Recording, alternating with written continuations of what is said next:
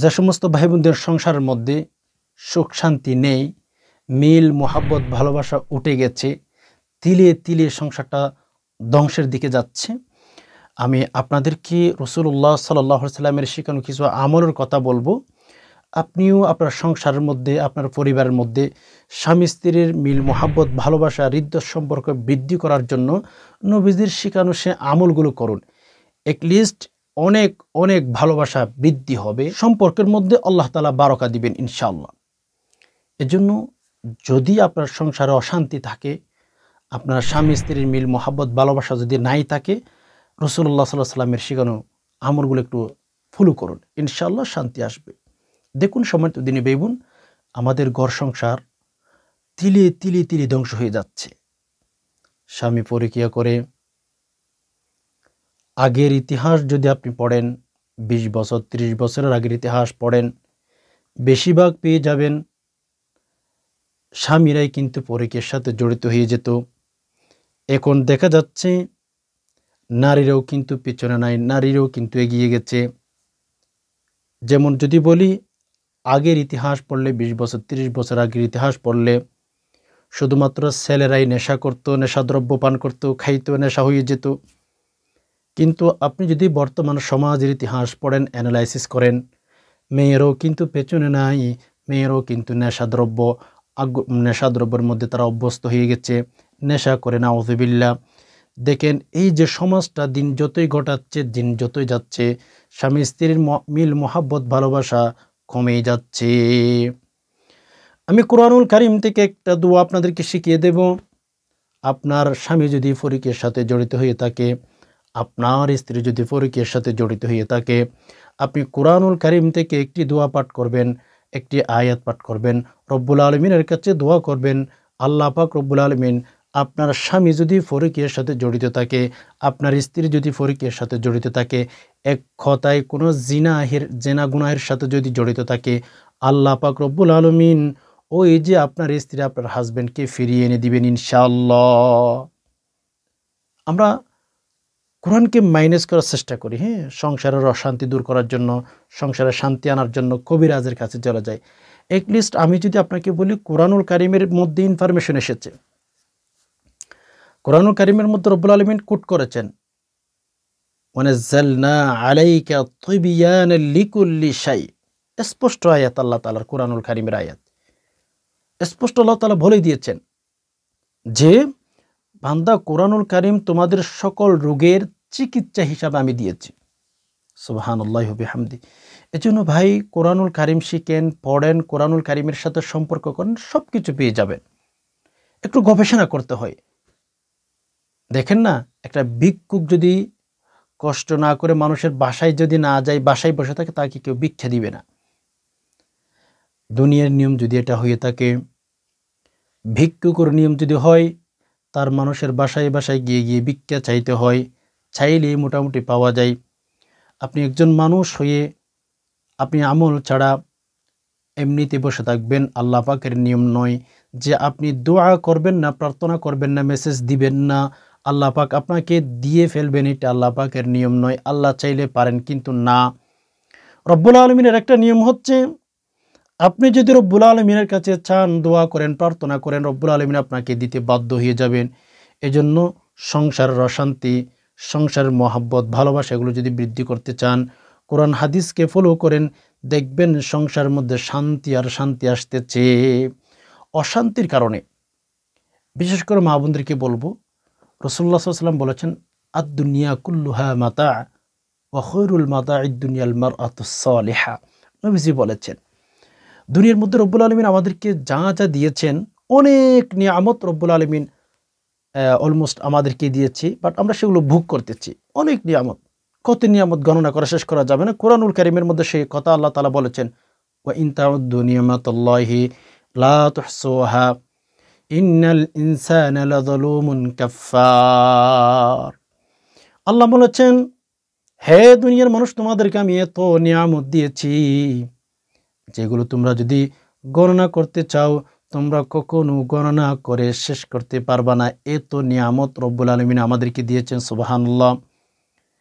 এরপরেও আল্লাহ পাক রব্বুল আলামিন বলেন, নবীজির মাধ্যমে আমাদেরকে জানিয়ে দিয়েছেন, হে বন্ধু আপনি জানিয়ে দেন, আপনার উম্মতদেরকে জানিয়ে দেন, আমি দুনিয়ার মধ্যে যত নিয়ামত দিয়েছি তার মধ্যে সবচেয়ে বড় নিয়ামত হচ্ছে একজন নেককার স্ত্রী, দিনদার স্ত্রী। সংসার তিলি তিলি ধ্বংস হয়ে যাচ্ছে। যে সমস্ত ঘরের মধ্যে সাংসারিক শান্তিটা আছে, স্বামী স্ত্রীর মিল মহাব্বত ভালোবাসাটা এক লিস্ট আছে, সকল এই সমস্ত ঘরের মধ্যে জান্নাতের একটা সুখ শান্তি একটু ঘ্রাণ আপনি পাবেন। যদিও গরিব, ইনকাম নাই, ব্যবসা বাণিজ্য বড় বড় কোনো ব্যবসা বাণিজ্য নাই, আদার্স আপনি কষ্ট করে খান, এটা বুঝেছি আপনি কষ্ট করে খান, কিন্তু যদি স্বামী স্ত্রীর মিল মহাব্বত ভালোবাসাটা যদি থাকে, অটুট থাকে, আপনি রিক্সা চালান, আপনি অল্প টাকা ইনকাম করেন, শান্তি পাবেন। বাসায় এসে যদি স্বামী স্ত্রীর মিল মহাব্বতটা তাকে শান্তি পাবেন। এর বিপরীতে যদি কোটি কোটি টাকা ইনকাম করেন, আপনার অনেক এডুকেটেড, অনেক বড় বড় চাকরি করেন, লেকিন ঘরে শান্তি নাই, আমি বলবো ওই ব্যক্তির মতো দুঃখী, ওই ব্যক্তির মতো কষ্টের মধ্যে পৃথিবীর আর কোনো ব্যক্তি হতে পারে না। এজন্য ঘর শান্তি তো দুনিয়া শান্তি, ঘর শান্তি নাই তো দুনিয়া শান্তি নাই। ঘরটা ঠিক করতে হবে। প্রিয় দর্শক, আসলে আমরা সাংসারিক জীবনের মধ্যে অনেক সময় দেখা যায় স্বামী পরিকের সাথে জড়িত হয়ে গেছে, জেনার সাথে জড়িত হয়ে গেছে, আবার স্ত্রী দেখা যাচ্ছে ফরিকের সাথে জড়িত হয়ে গেছে, জেনার সাথে জড়িত হয়ে যাচ্ছে। আল্লাহ তাআলার কোরআনুল কারীমের মধ্যে একটা আয়াত নাযিল করেছেন সূরা বনী ইসরাঈলের, বিসমিল্লাহির রহমানির রহিম। রব্বুল আলামিন বলেন, ওয়ালা তাকরাবুজ জিনা ইন্নাহু কানা ফাহিশা। রব্বুল আলামিন বলেছেন, হে দুনিয়ার মানুষ, তোমরা কখনো জিনার সাথে জড়িত হইও না। জিনা তোমাদের জন্য অনেক অনেক অনেক কঠিন একটি কাজ, সেটা ফাহিশা কাজ, সেটার সাথে তোমরা কখনো জড়িত হইও না। আল্লাহ তাআলা বলেছেন অবৈধ কাজ।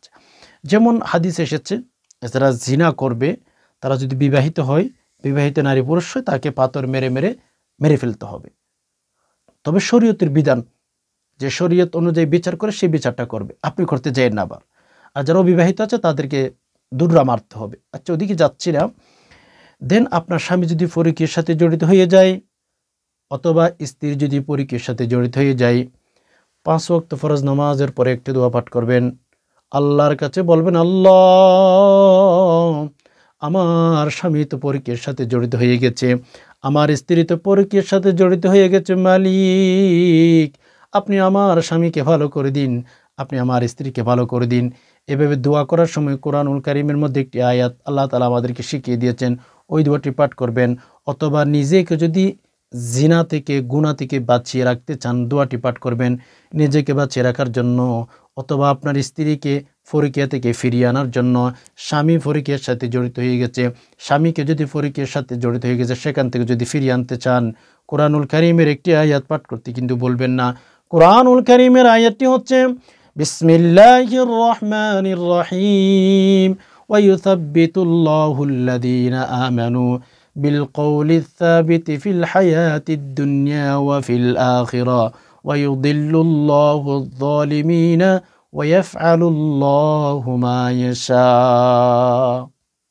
খেয়াল করুন, হ্যাঁ, এই আয়াতটি পাঠ করবেন, ওয়া ইউসাব্বিতুল্লাহুল্লাযীনা আমানু বিলকৌলিস সাবিতি ফিল হায়াতিদ দুনিয়া ওয়া ফিল আখিরা ওয়া ইউদিল্লুল্লাহুয যালিমিনা ওয়া ইয়াফআলুল্লাহু মা ইয়াশা।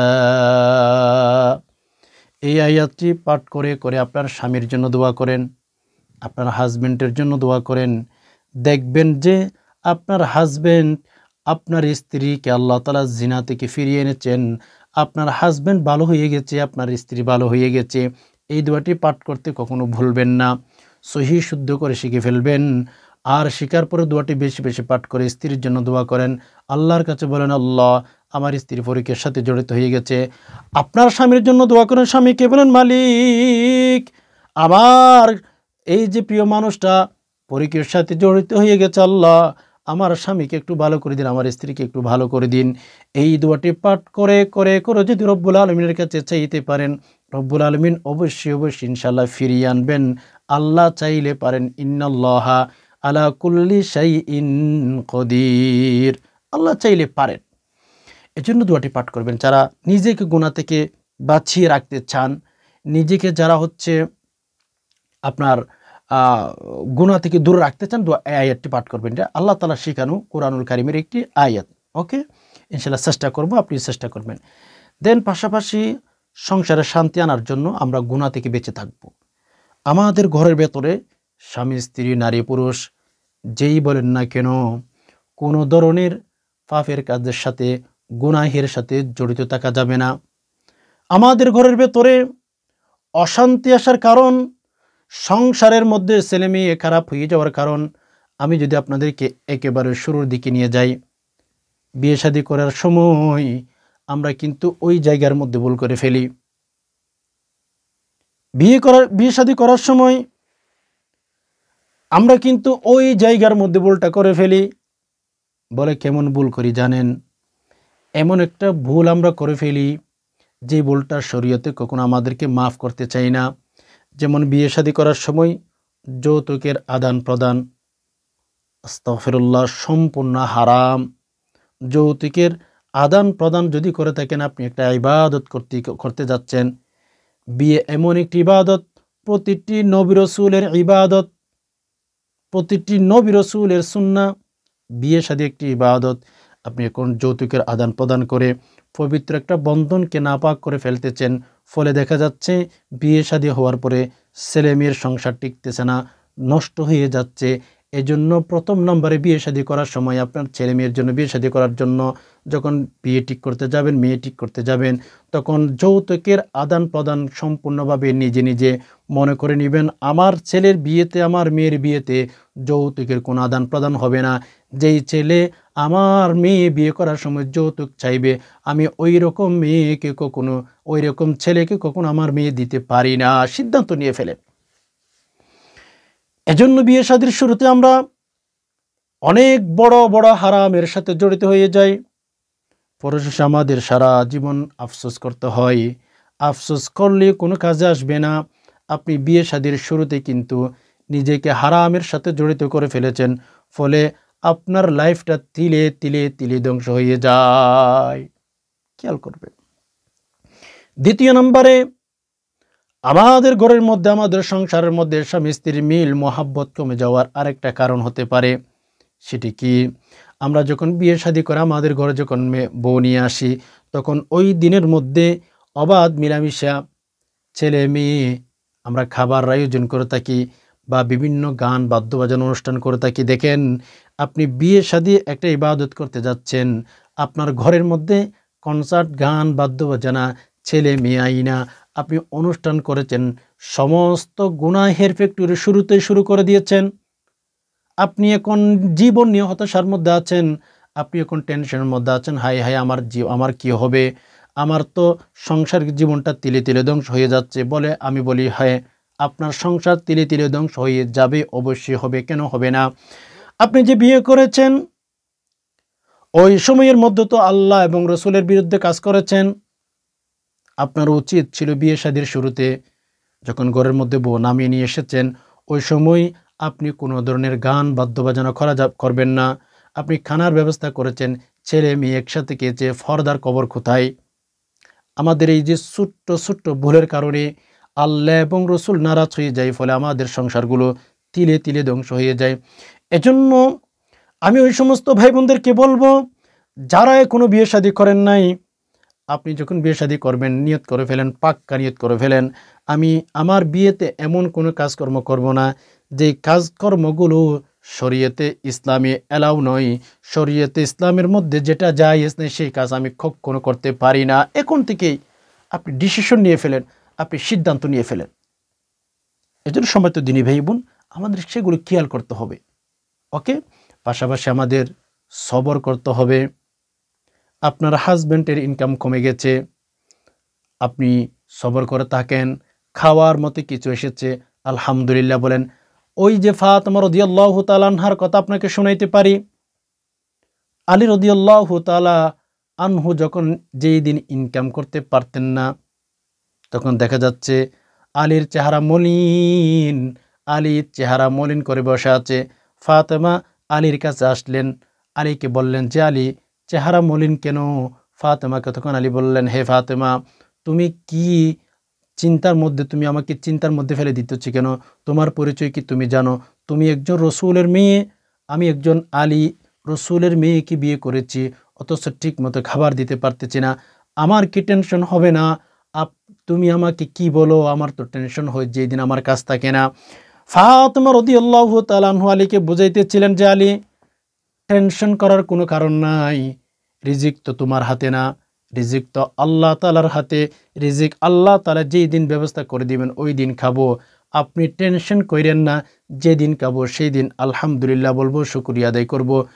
আর যেই দিন আমার ঘরের মধ্যে খাওয়ার মতো কিচ্ছু থাকবে না আলী, টেনশন করা যাবে না, চেহারা মলিন করা যাবে না।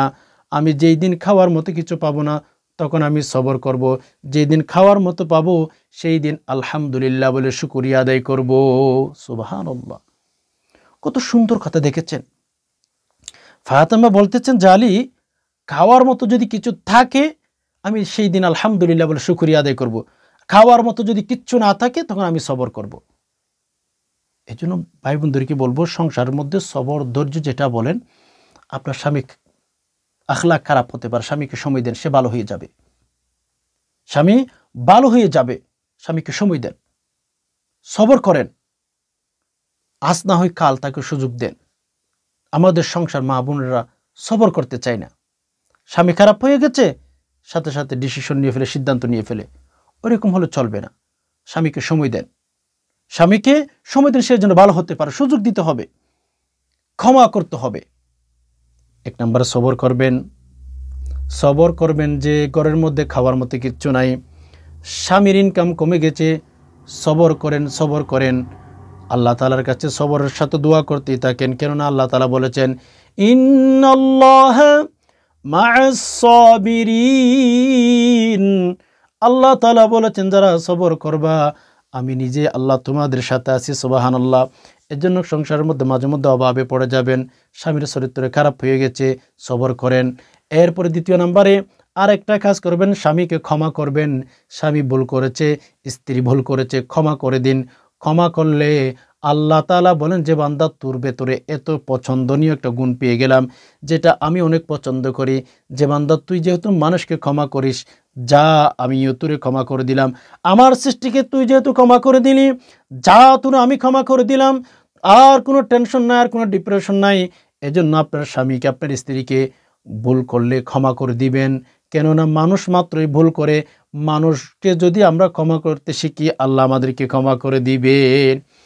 এজন্য আসুন আমরা এই যে একটা দোয়া বললাম, দোয়াটি পাঠ করবেন। আদার্স হচ্ছে আপনি বেশি বেশি সবর করবেন, ধৈর্য ধরবেন, অ্যান্ড হচ্ছে ক্ষমা করবেন। আর ঘরের ভেতরে স্বামী স্ত্রী একে অপরের হক আদায় করবেন। আপনি একজন স্ত্রী হিসাবে স্বামীর হক কী কী কাগজের মধ্যে লিখে রাখে আপনার পাশে রাখবেন। আপনি একজন স্ত্রী হিসাবে স্বামীর হক কী কী সেগুলো লিখে রাখবেন, স্বামীও লিখে রাখবে যে স্ত্রীর হক কী কী। এভাবে যদি আমরা একে অপরকে ইনশাল্লাহ কেয়ার করতে পারি, হকগুলো আদায় করতে পারি, আমাদের সংসার থেকে ইনশাল্লাহ অশান্তি দূর হয়ে যাবে, শয়তান আমাদের ঘরে থাকতে পারবে না। আশা করি বিষয়টি বুঝতে পেরেছেন। আল্লাহ পাক রব্বুল আলামিন আমাদের সবাইকে সবার ঘরে ঘরে স্বামী স্ত্রীর মিল মোহাব্বত যেন বৃদ্ধি করতে পারি, আল্লাহ আমাদেরকে সে তৌফিক দান করুন। আমিন। ওয়া মা আলাইনা ইল্লাল বালাগ। ওয়াসসালামু আলাইকুম ওয়া রাহমাতুল্লাহি ওয়া বারাকাতুহু।